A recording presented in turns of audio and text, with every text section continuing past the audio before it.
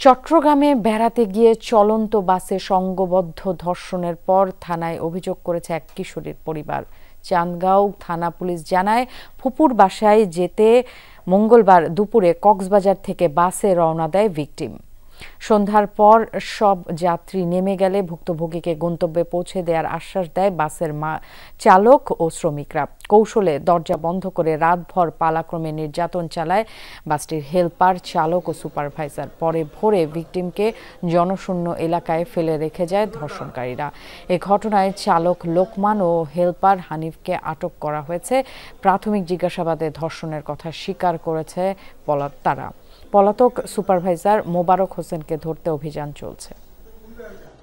কক্সবাজার হইতে চোষের একজন কিশোরী চট্টগ্রাম শহরে বেড়ানোর উদ্দেশ্যে রওনা করে। বাসের চালক যাত্রী নামার পরে তাকে নামতে দেয় নাই, বলে যে তোমাকে সামনে নামায় দিব।